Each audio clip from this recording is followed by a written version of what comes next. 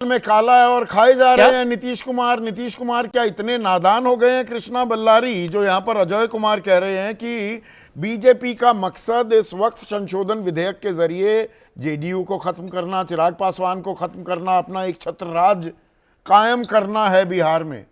तो ये सब कुछ होते हुए भी बीजेपी का साथ दे रहे हैं।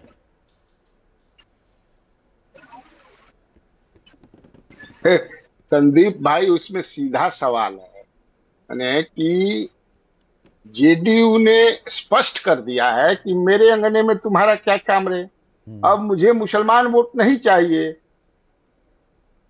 आप पिछले दिनों याद होगा आपको ललन सिंह ने क्या कहा था कि नीतीश कुमार बहुत काम करते हैं लेकिन मुसलमान वोट नहीं देते हैं। अशोक चौधरी भी वही बात किए थे कि हमको नहीं देते थे। कितना वोट दिए हैं, ऐसा नहीं है कि नहीं देते थे, लेकिन इस बार का जो देवेश ठाकुर भी, अगर मुझे सही याद पड़ता है, इनके एक और सांसद हैं कि तुमने वोट नहीं दिया तो तुम्हारा काम नहीं करेंगे। हम तो यादव को भी कह दिए कि यादव ने भी कहा यादव को भी हम कोई काम नहीं करेंगे। खैर, अब आप ये समझिए कि अब जो है नीतीश कुमार को बहुत ज्यादा घाटा होगा। जो मिलता भी था वोट अब नहीं मिलेगा। कभी भी मुसलमान बिहार में नीतीश कुमार के खिलाफ एग्रेसिव होकर वोटिंग नहीं किए, कभी नहीं किए हैं। बट अब जो है इस बार जो है उनका मूड जो है, हम लोग भी बात करते हैं कि बहुत ही एग्रेसिव होकर के उनके खिलाफ वोट करेंगे। और ये वही पिछला सवाल लीजिए, सबसे पीछे ज्यादा आप बात जारी रखिए। हाँ,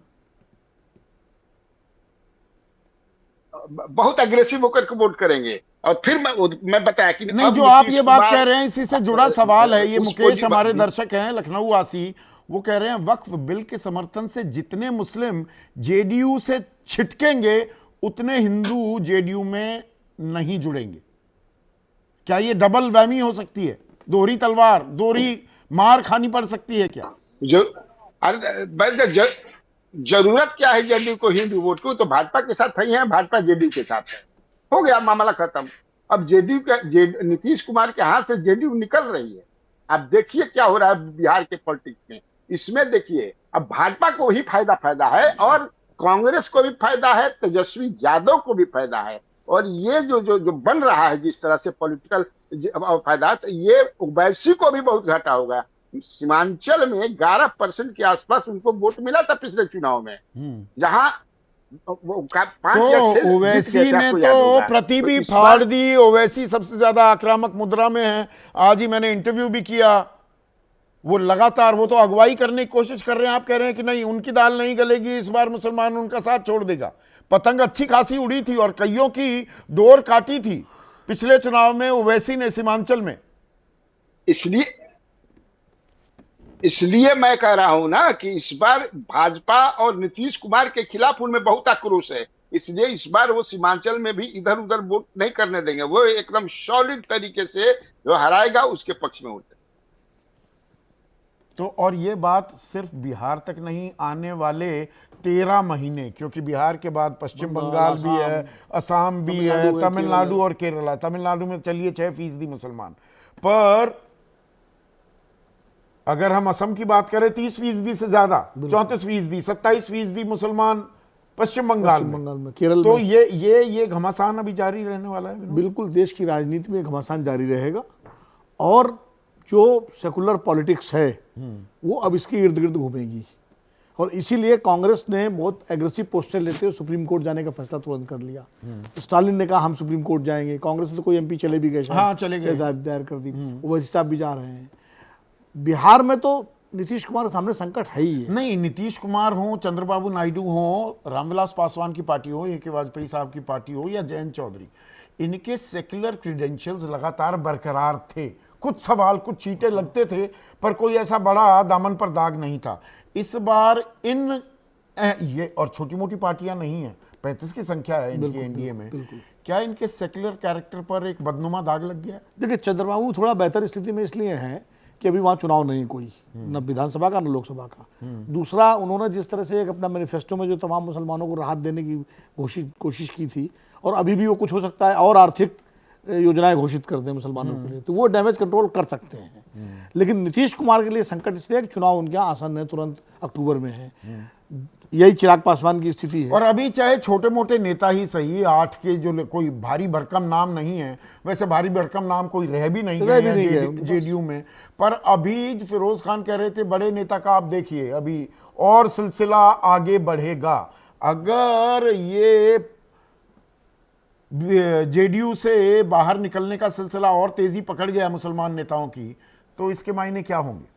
देखिए, इसके मायने जेडीयू के लिए खतरा होगा। देखिए, जिनको ये छोटा नेता बता रहे हैं राजीव रंजन जी के, मैं जानता नहीं हूँ, वही तो जिलों में पार्टी के नहीं, पर टू बी फेयर तो तब तक 3 नेताओं की बात थी, 3 भी सही। देखिए, उसके बाद 5 और आ गए। बिहार में आप भी गए हैं, हम सब गए हैं, बिहार में जेडीयू का झंडा लेके वही नेता घूमते हैं जो जिलों के हैं। फुट सोल्जर्स तो वही होते हैं, फुट सोल्जर वही है जिनको कोई नहीं जानता। और जो पसमानदा की बात हो रही है, निश्चित रूप से नीतीश कुमार ने पसमानदाओं को आरक्षण देके अपना एक कॉन्स्टिट्यूशन तैयार की थी। लेकिन भाई, जब आधार कार्ड देखने की बात करते हैं विधायक दिल्ली से लेकर के सब जगह, तो वो तो पसमानदा का ही सबसे पहले देखते हैं ना, कि भाई फल कौन लगाता है, नाई सैलून कौन है, किसकी दुकान है, ढाबा कौन चला रहा है। तो उसमें वो सारे पसमानदा ही है। जब पिटाई होती है, अशरफी मुसलमान कितने हैं? अशरफ तो वो नाम मात्र के हैं, वो तो सब एलिट है भाई। और जब पिटाई होती है घेर करके, दाढ़ी और टोपी देख करके, तो उसमें पसमानदा ही तो आते हैं, सबसे ज्यादा पिटते हैं। तो आप उनकी सुरक्षा की गारंटी देंगे नहीं। आप कहेंगे कि वो ट्रिपल तलाक से मुस्लिम महिलाएं हमारे साथ आ गई हैं। अरे भाई, हर मुस्लिम महिला जो माँ बेटी है उसको चिंता रहती है उसका बेटा सही सलामत घर वापस आ जाए, वही तो उसकी प्रायोरिटी है। तो उन इनफ्लुएंस एलिमेंट्स में आप लगाम नहीं लगाएंगे। तो सवाल यह राजनीतिक भागीदारी के नाम पर बिल्कुल शून्य है मामला। तो ऐसे में सबसे अहम सवाल, आखिरी सवाल, राजीव रंजन आप बीच में थोड़ी देर के लिए हट गए थे कार्यक्रम से, ये अग्नि परीक्षा भी है क्या आपके लिए, आपकी पार्टी के लिए, नीतीश कुमार के लिए, आपके सेक्युलर क्रेडेंशियल्स के लिए? आप धर्मनिरपेक्षता उस विचारधारा को you wear it like a badge of honour, उसकी परीक्षा की घड़ी है क्या? एक बात संदीप चौधरी जी बिल्कुल साफ समझ लीजिए, अभी जो लोग इस युद्ध के शुरू होने के पहले ही कौन युद्ध जीतेगा इसकी भविष्यवाणी में लग गए, उनको गहरी निराशा लगेगी। ये हर चुनाव के पहले नीतीश कुमार जी को लोग मान लेते हैं कि अब वो तो चूक रहे। पिछले चुनाव में भी सर्वाधिक स्ट्राइक रेट हमारा था, सर्वश्रेष्ठ स्ट्राइक रेट था। और इस बार भी जितनी बातें मैं कन्हैया भेलाड़ी जी की बातें सुनता हूं, तो मुझे बहुत हैरानी इसलिए नहीं होती कि वो कभी नीतीश कुमार जी के तरफ से बिहार नागरिक परिषद के महासचिव हुए थे, वो एक राजकीय पद पर थे। अब पता नहीं किन मतभेदों की वजह से वो राष्ट्रीय जनता दल के ज्यादा करीब है, तो विश्लेषक से ज्यादा उनकी भूमिका आजकल पत्रकार अब वही, ये भी एक समस्या हो गई है, कौन पत्रकार किसके साथ है। सुन लिया है ना, हाँ। अब सबको सुन लिया है, मैंने तो केवल उनका परिचय बताया कि इसके पहले वो राज्य सरकार के बिहार नागरिक परिषद नहीं, पर लल्लन सिंह वो तो आपके बड़े नेता हैं, अध्यक्ष भी रहे हैं जेडीयू के, वो तो बाकायदा सार्वजनिक मंचों पर ये कहते भी सुने गए हैं कि हमें मुसलमानों की वोट नहीं चाहिए।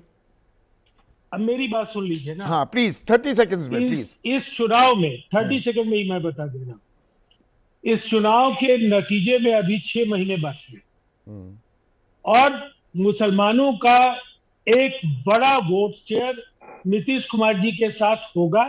और ये हो सकता है पिछले चुनाव से ज्यादा बड़ी तादाद में मुसलमान गोलबंद होकर लूट, भ्रष्टाचार, तो चलिए, सबके अपने अपने दावे हैं, अपनी अपनी ताल ठोकी जा रही है, पर घमासान तो जारी है।